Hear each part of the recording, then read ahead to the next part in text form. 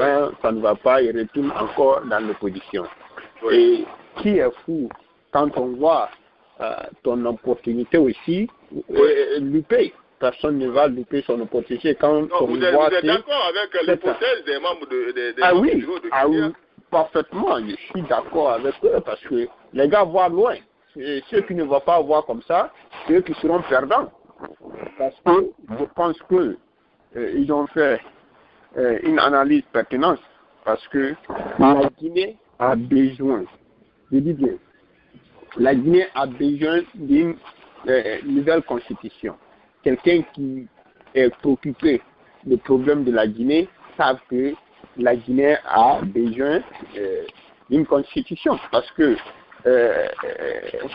depuis l'arrivée d'Alpha Condé, on ne fait que diriger la Guinée par des consensus, M. Bangoura. Tous les gens qui sont là, l'opposition comme la mouvance, ils ont mis tous la constitution à côté et ils dirigent la Guinée comme ils veulent. C'est la raison pour laquelle moi je veux qu'on a une constitution qui reflète la réalité de la Guinée et personne ne va aller contre. Tout ce qui sera décidé, ça sera décidé sur la base de la constitution, pas avec consensus. Parce que moi personnellement, je ne comprends rien maintenant parce que tantôt l'opposition, ils sont dans la rue parce que c'est leur droit. Ils n'ont pas demandé l'avis de quelqu'un ou bien l'autorité pour manifester. Aucun pays, M. Bangoura, va accepter de cette pagaille sur la rue. Parce que quand on veut manifester, c'est vrai, vous alertez l'autorité qui sont en place pour dire que vous allez manifester pour qu'on vous donne des sécurités qu'il faut. Mais Fodéoussou a dit que les 7 personnes-là qui ont été arrêtées, ils avaient le droit de manifester aussi, non? Contre la proposition de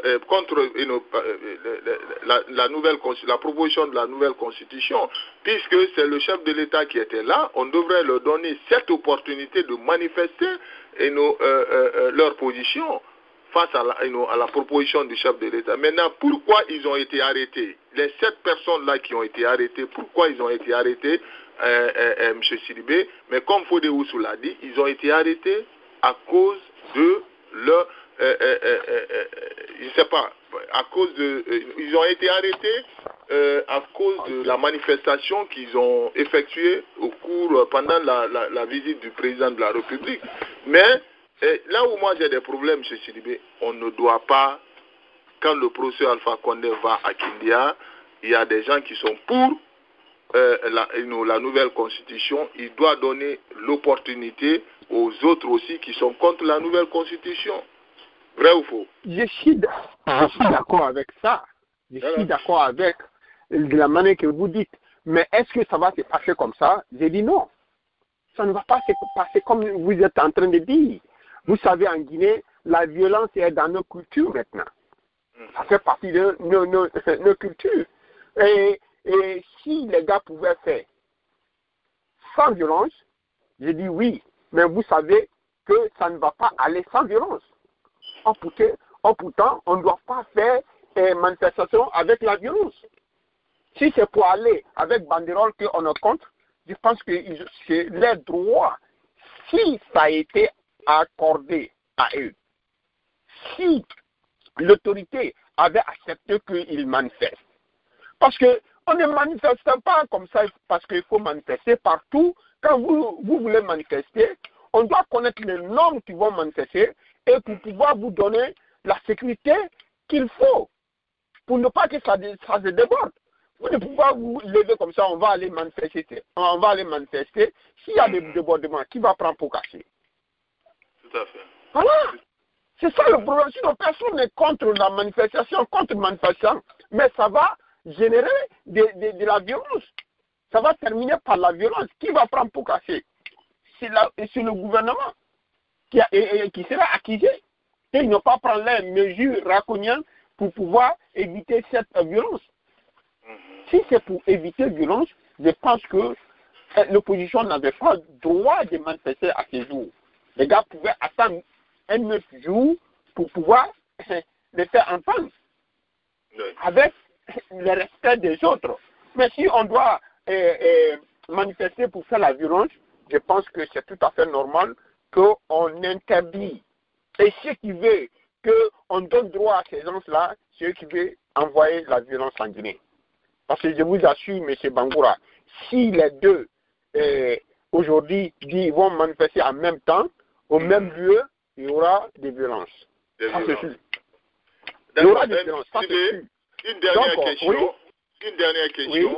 Quand le professeur Alpha Condé dit, puisque moi je ne suis pas d'accord avec lui, hein, mais c'est mon point de vue personnel, quand le professeur Alpha Condé dit, à un moment donné, que la Guinée n'était pas connue, ok, à l'étranger.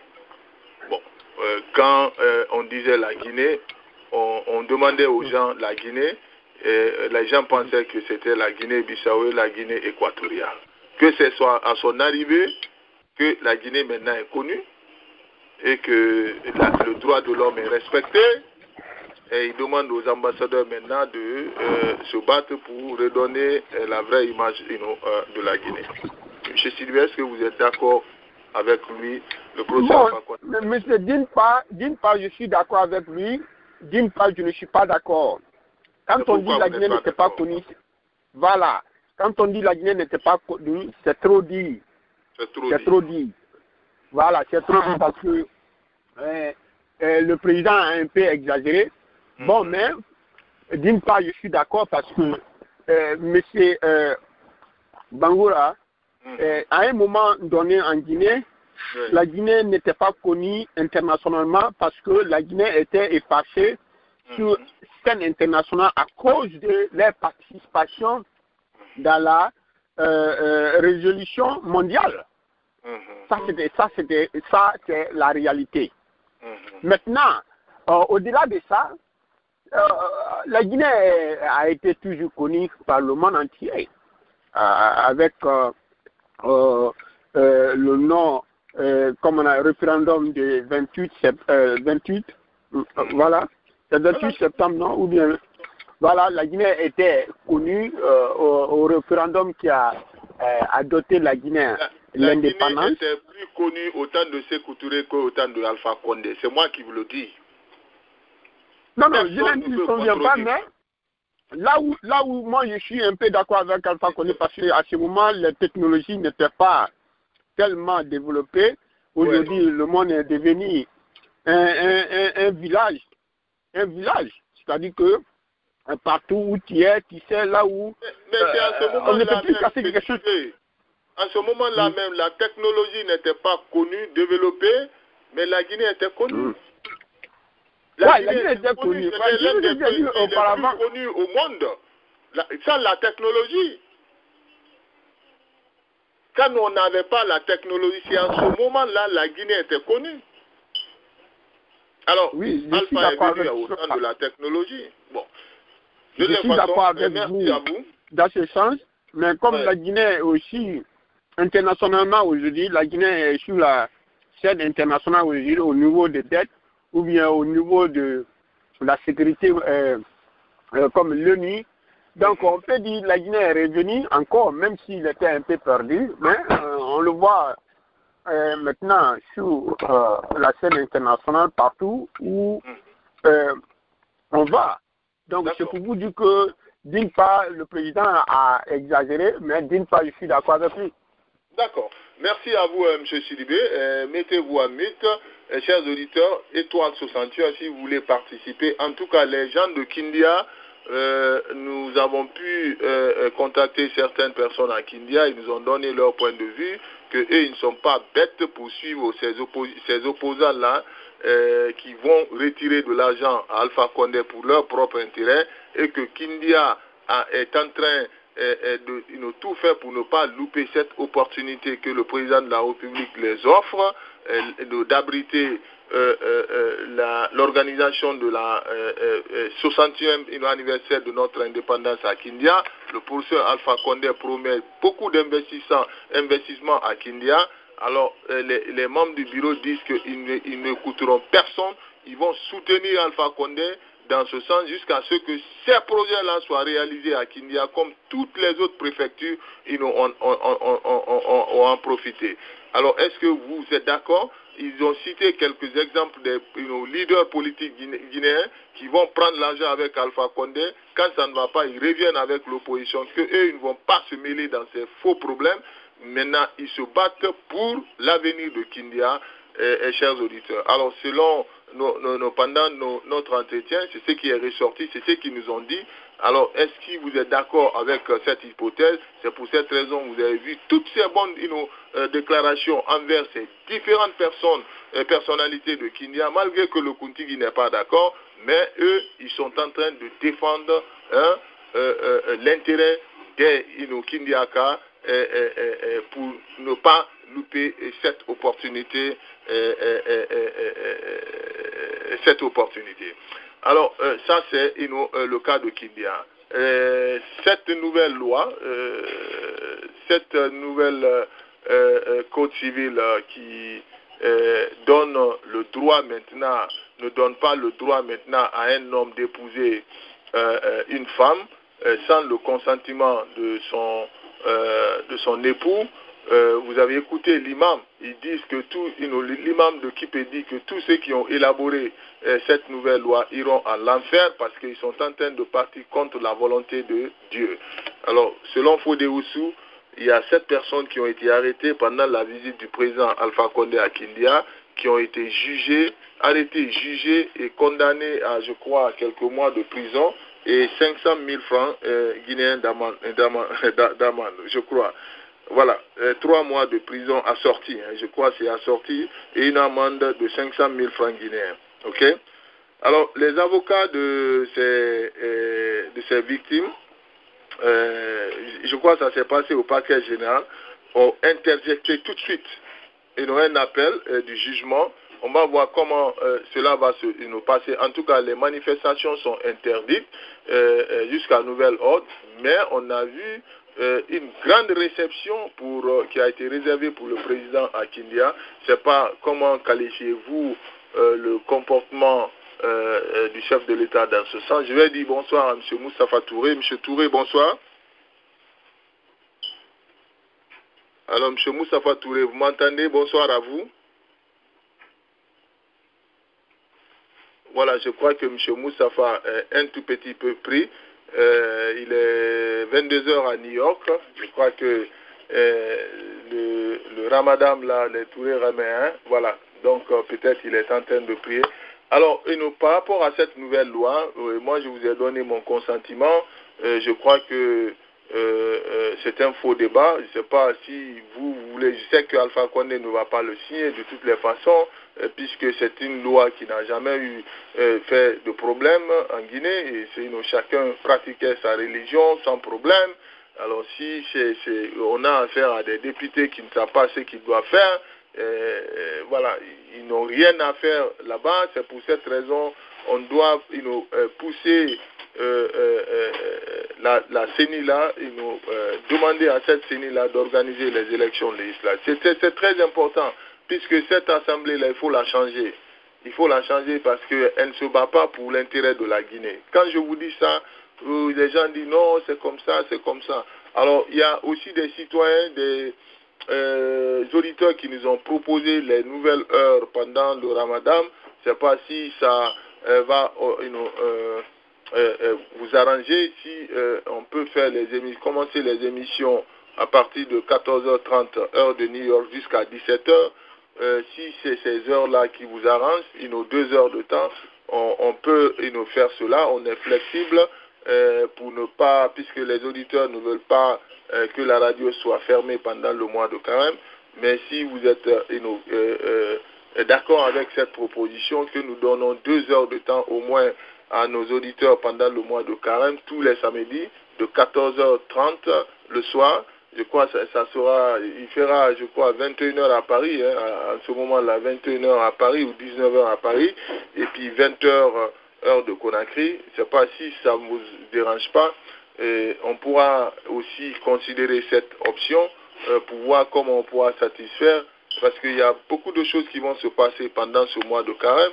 Il ne faut pas que il faut être vraiment, il faut suivre ces événements-là de près. Alors, si vous êtes d'accord, envoyez-moi un texto, on pourra changer de programme à partir de la semaine prochaine. Nous commençons à 14h30 heure de New York et pour finir à 17h00 heure de New York. Alors, pour le cas de, comment dirais-je, faire connaître la Guinée, moi je sais, bon, je ne vais pas trop durer sur ça, si la Guinée était connue ou si elle n'était pas connue. En tout cas, Alpha Condé était connu comme étant un opposant guinéen. Voilà. Donc ça, c'est bon, c'est des réactions politiques, sans quoi, selon moi, la Guinée était mieux connue, mieux connue au temps de Sékou Touré qu'au temps de Alpha Condé, puisqu'à l'époque, il n'y avait pas la technologie. C'est ça la religion, c'est ça. Il n'y avait pas la technologie en ce moment, mais la Guinée était connue partout où un Guinéen passait en ce moment, à l'époque. Vous étiez en Côte d'Ivoire, M. Sidibé, vous connaissez, hein? La Guinée, on n'avait pas besoin de Jeune Afrique pour faire connaître la Guinée. La Guinée, non seulement sur le plan footballistique, hein, la Guinée était connue sur le plan mondial. La Guinée était connue sur beaucoup artistique. La Guinée était connue avec les ballets africains. La Guinée était connue avec son président. La Guinée... Bon, je ne sais pas seulement, il n'a qu'à dire à ses ambassadeurs de jouer leur rôle. Un ambassadeur au temps de Sékou Touré et un ambassadeur aujourd'hui, ce n'est pas la même chose. Quand tu étais ambassadeur au temps de Sékou Touré, tu étais respecté. C'est ça la vérité. C'est-à-dire partout où Sékou Touré envoyait un ambassadeur, il était respecté. Un ambassadeur, c'était comme... Je ne sais pas. C'est maintenant que tu vois toutes ces pagailles-là. Si lui-même, il demande à ses ambassadeurs de se... Parce que ces ambassadeurs ne travaillent pas. S'il demande à ses ambassadeurs de se battre pour redonner la vraie image de la Guinée, c'est que ces ambassadeurs ne travaillent pas. Les gens sont assis dans les ambassades, ils ne savent pas même ce qu'ils doivent faire. Il n'y a rien à faire. Tout passe par l'ambassadeur. Les autres viennent pour complément d'effectifs. Après, quand leur arrive, ils rentrent chez eux. Rien ne se passe dans ces ambassades-là. Pourquoi? Parce que c'est la politique de la personne qui dirige ce pays-là. Les ambassadeurs, à l'époque, au temps de Sékou Touré, quand tu es ambassadeur, on sent que c'est-à-dire on sent qu'il y a un ambassadeur en Égypte. On sent les étudiants qui se trouvent en Égypte savent qu'ils ont un représentant. Je parle en connaissance de cause, je connais. Mais aujourd'hui, l'ambassade n'est pas impliquée. Ils ont créé, comment dirais-je, le Conseil national des Guinéens là, à l'étranger. Mais qu'est-ce que selon vous, qu'est-ce que ces gens-là font? Peut-être qu'ils vont transformer ces conseils en business, en lieu de business. En tout cas, depuis qu'ils sont installés, qu'est-ce qu'ils sont en train de faire? Le conseiller chargé des conseils des Guinéens de la diaspora. Mais qu'est-ce qu'ils foutent? C'est pour cette raison on a demandé à l'ambassadeur qui est là de donner, c'est-à-dire, c'est eux, le gouvernement qui devrait nommer leurs représentants. C'est là-bas ils ont fait l'erreur. On ne donne pas ça à un individu qui n'est pas connu, qui ne peut rien faire, qui n'est pas considéré dans la communauté guinéenne. Les gens ne veulent même pas de lui.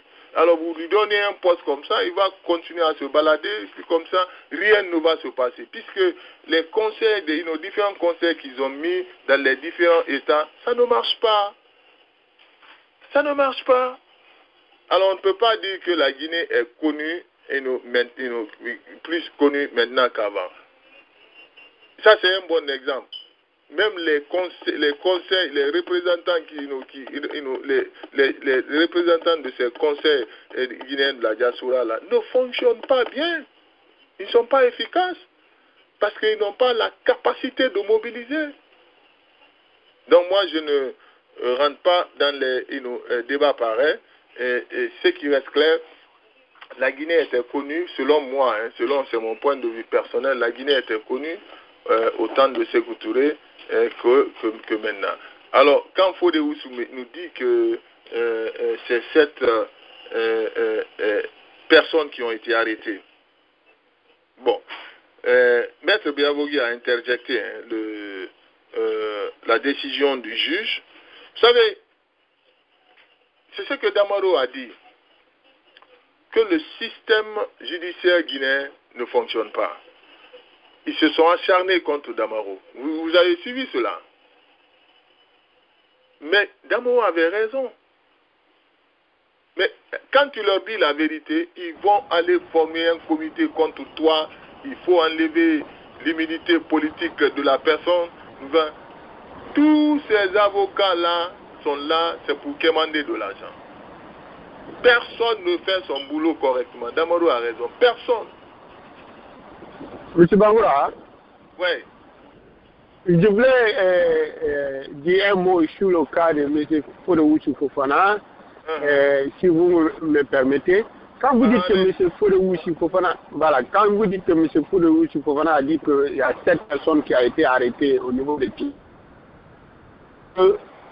c'est pas eux qui ont soutenu ces gens-là de sortir à ces jours, que là où on doit accueillir le président à Kindia. Mais moi, mon problème, c'est quoi ici, M. Bangoura? Ils ont demandé l'autorisation pour marcher. Le maire de Kindia a dit non, on ne peut pas vous... Le maire de Kindia a écrit la réponse de la lettre pour dire que non, parce que le président sera là, on va accueillir le président à ce jour. Donc, vous pouvez rejeter votre, comment on appelle, changer votre date de manifestation à ce jour, parce que le président sera là. On ne peut pas faire 2 marches à la fois. Et ils se sont entêtés, ils ont refusé, ils ont voulu marcher.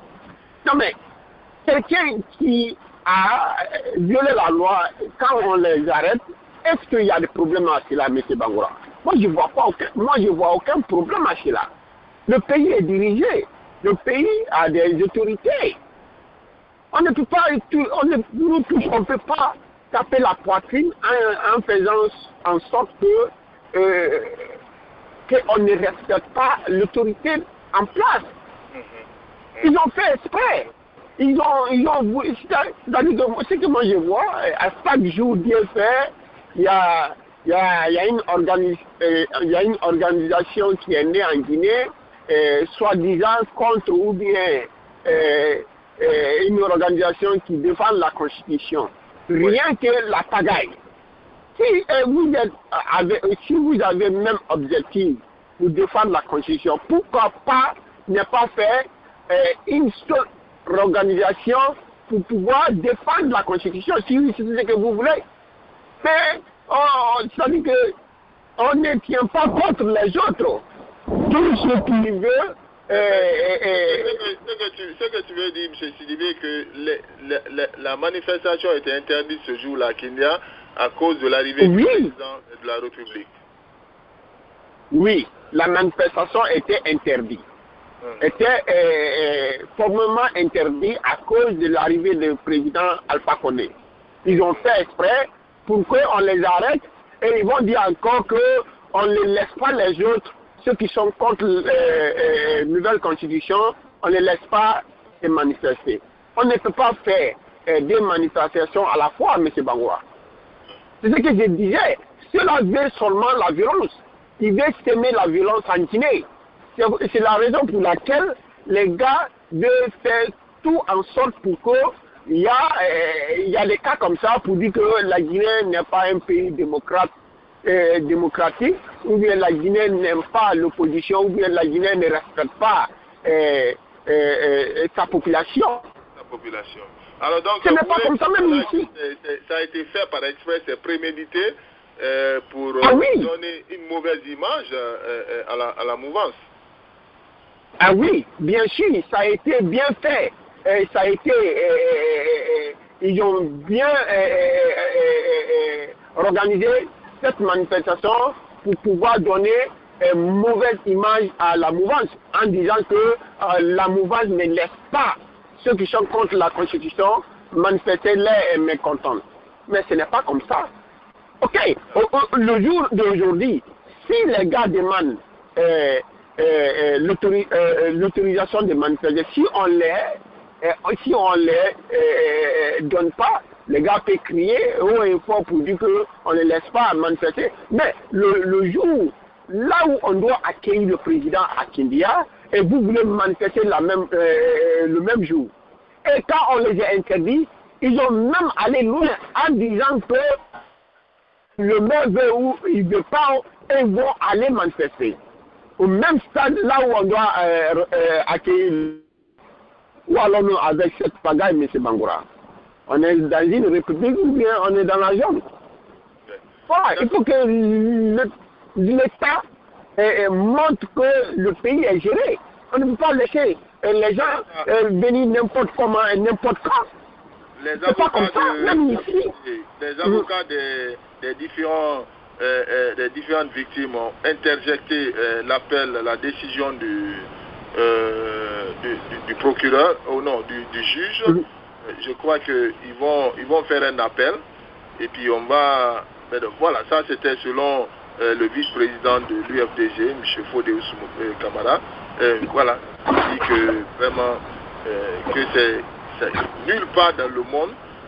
En tout cas, il regrette, M. Fodé, au lieu de prendre ces pyromances-là qui sont en train de faire ce qu'ils veulent, ils s'attaquent à des pauvres. Voilà, c'est ce que l'UFDG dit, ils s'attaquent à des pauvres citoyens. Voilà. Donc, on va suivre l'évolution des choses. En tout cas, l'UFDG s'est acharné. Ils sont à la prochainité. Voilà. Cette décision... Parce que tout le monde... Vas-y. Vas-y. Ok. Je voulais dire simplement que les jeux ne vont pas marcher parce que le monde, la Guinée, je ne vais pas dire le monde, c'est trop dit, mais la Guinée à tout entier connaît maintenant cette opposition. Quel jeu va jouer en Guinée? À Kindia, les Kindiakas ont compris rapidement, ils ont dit non, on ne veut pas jouer votre... On a des opportunités, on veut saisir cette opportunité pour pouvoir développer nos régions. Parce que si c'était à l'opposition, ils allaient profiter à cette opportunité. Donc pourquoi ils veulent que Kindia rejette cette opportunité?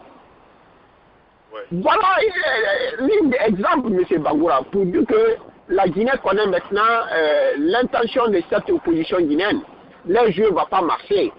C'est pour vous dire que cette nouvelle constitution va marcher sans problème parce que les gens qui sont à la tête contre cette constitution n'est pas valable ou bien n'est pas crédible pour pouvoir rejeter cette constitution, M. Bangoura. Voilà, c'est pour vous dire que... Voilà, c'est pour vous dire... Alors, merci beaucoup. M. Touré, il y a un bruit là. M. Touré, mettez-vous à mettre là. Il y a un bruit à côté de toi là, M. Touré. Alors, Moustapha. Attendez, on va fermer le micro de Moustapha Touré. Il y a un bruit. En tout cas, M. Sidibé, l'honorable Fodé Fofana dit, il a insisté en demandant une mobilisation totale à la cour d'appel, devant la cour d'appel ce lundi, pour qu'Alpha Condé comprenne qu'il n'a pas le droit de traiter les Guinéens comme les étrangers. Alors maintenant, ils vont faire une grande mobilisation ce lundi-là, devant la cour d'appel de Kindia, pour lancer un message fort à Alpha Condé. Il a aussi annoncé aux militants et sympathisants de l'UFDG que les 7 accusés seront présentés le lundi à un juge devant la cour d'appel de Conakry. Il appelle à la mobilisation des partisans de Selou pour soutenir les mises en cause. Faites vos ablutions et dites à tout puissant Dieu, à tout puissant que vous êtes en train de faire le djihad. Le djihad, donc ils vont faire le djihad devant la cour la cour d'appel. Ensuite, retrouvons-nous à la cour d'appel de Conakry. ce lundi-là. Voilà, c'était tel est le message du vice-président de l'UFDG. Nous allons faire une petite pause et avant de continuer cette émission.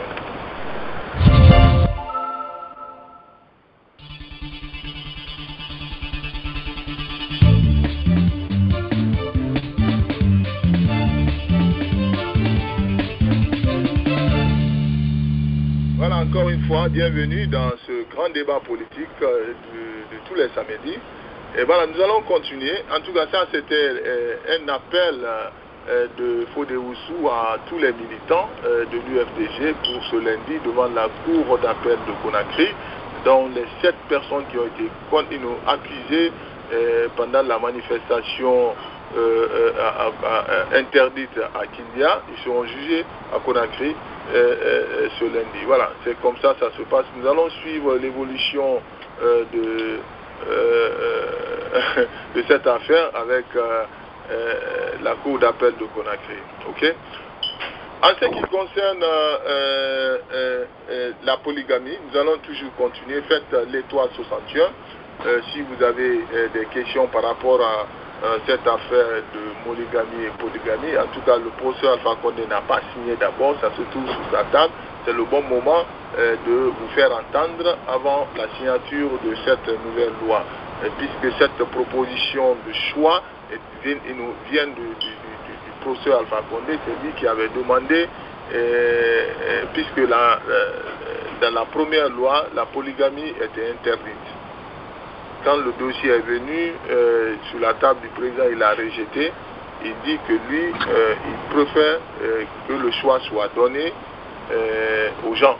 C'est-à-dire, c'est les citoyens qui doivent choisir s'ils sont d'accord pour la polygamie ou pas. Okay? Voilà. Ça, c'était la première loi. Maintenant, dans la deuxième partie, cette loi, cette fois-ci, la proposition de Alpha Condé a passé. Il faut donner le choix à la femme, au couple, quoi. C'est-à-dire, ils vont s'asseoir, et le mari va demander à la femme s'il doit épouser une deuxième femme. Mais où dans le monde vous avez vu un homme demander à sa femme d'épouser une deuxième femme et que la femme accepte ça? Où vous avez vu ça? C'est pour cette raison, moi, je doute de nos intellectuels guinéens. Je doute d'eux. Je doute de leur connaissance. Je ne sais pas, il y a combien de députés là-bas, dans la salle. C'est-à-dire, il y a des questions élémentaires qu'on doit se poser avec des débats pareils. C'est-à-dire, tu te mets à la place de la personne, dans la chaussure de la personne. Tu te demandes toi-même, tu te poses la question toi-même. Si je demande à ma femme de me donner l'autorisation d'épouser une deuxième femme, qu'est-ce qui va se passer? C'est très simple. Avant de te lancer dans les débats comme ça, c'est non.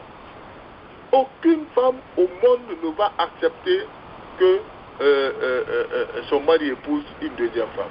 C'est pour cette raison, vous avez entendu l'imam de Kipek dire que lui, il ne demande pas à sa femme, il informe que c'est ce que la religion dit. Vous avez vu, c'est pour cette raison, les 2 premiers présidents n'ont pas voulu s'impliquer dans des affaires comme ça. La religion n'a qu'à faire son boulot et le gouvernement n'a qu'à faire son boulot. C'est seul Alpha Condé qui évoque le problème pour donner le choix. Pourquoi donner le choix à une personne dans le couple? Avant Alpha Condé, tout marchait très bien. La femme jouait son rôle du foyer, le mari jouait son rôle du foyer, tout le monde avait le respect pour la religion, et puis ça marchait. Ça n'affectait pas la loi aussi non plus. Mais je ne sais pas comment ils définissent l'objectif, comment ils élaborent ces dossiers-là. Moi, j'ai un tout petit peu de problème. Parce que si tu te poses cette question toi-même,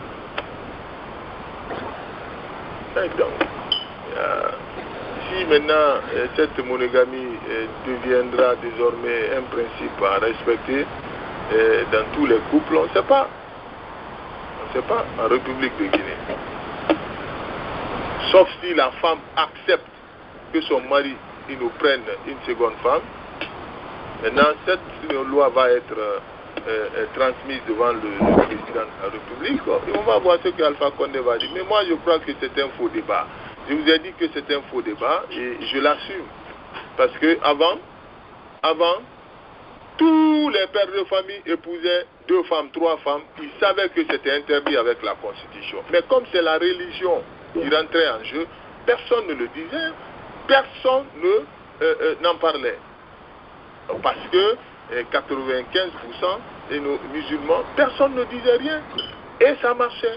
Pour le respect des 2 religions aussi. On va voir comment ça va se passer. Mais en tout cas,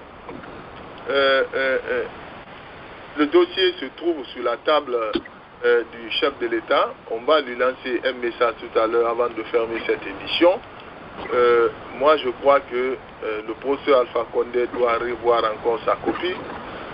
Puisque si vraiment rien n'est fait, moi je crois que d'abord c'est une décision, c'est une loi qui ne va pas arranger les femmes. Si c'est pour des raisons politiques, les femmes n'avaient jamais eu de problème avec leur mari, avec cette loi-là, avant.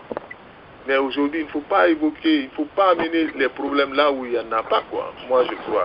Il faut pas faire. C'est un faux débat.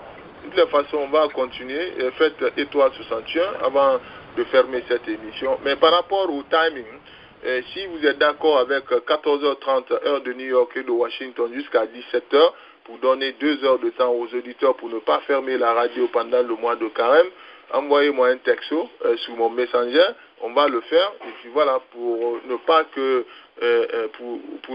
nous loupons vraiment ces événements, tous ces événements qui vont rentrer en compte dans les jours ou dans les semaines à venir, pour ne pas qu'on soit surpris, quoi.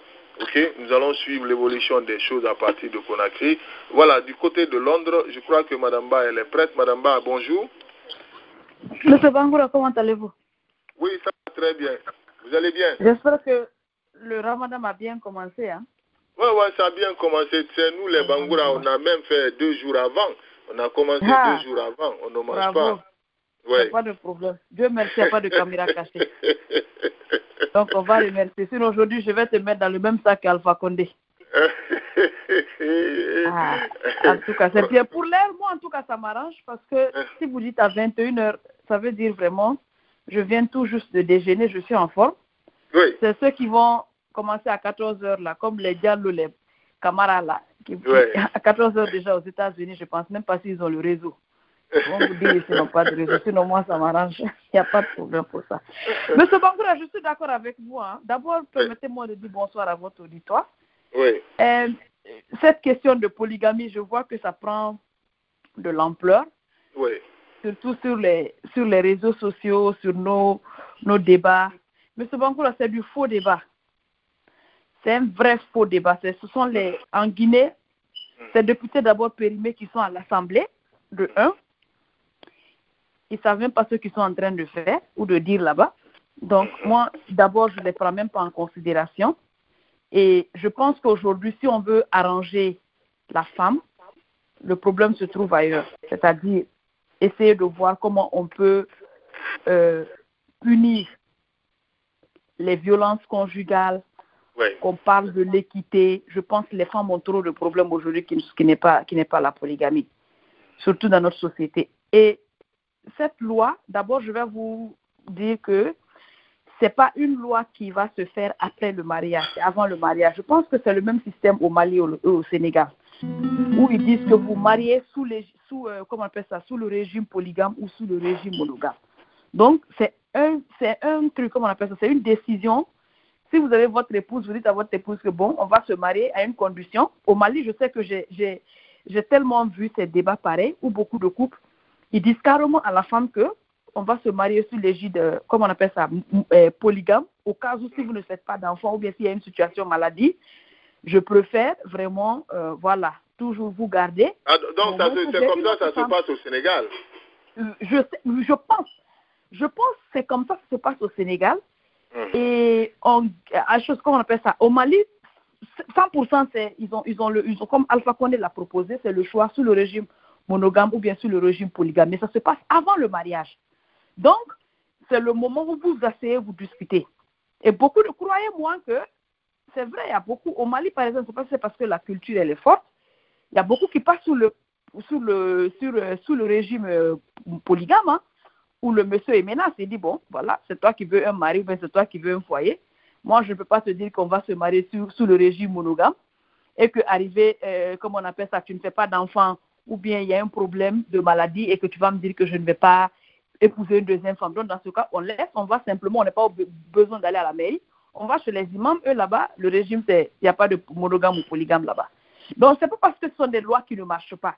Donc, ne dites pas que aucune femme ne va accepter. Le nombre de femmes vont accepter. Beaucoup de femmes vont accepter. Mais M. Bangoura, je vais vous dire quelque chose. Pourquoi moi je dis ça, c'est un faux débat. D'abord, de un, les femmes ont d'autres problèmes qui n'est pas sur ces régimes-là. Et puis de deux, encore, c'est très dangereux. Je ne suis pas pour la polygamie, hein, M. Bangoura. Je ne me vois même pas dans un mariage polygame, moi, personnellement. OK? Mais je me dis que c'est dangereux parce que en fonction des situations que j'ai vues, c'est vraiment dangereux. Je prends le cas de la Côte d'Ivoire.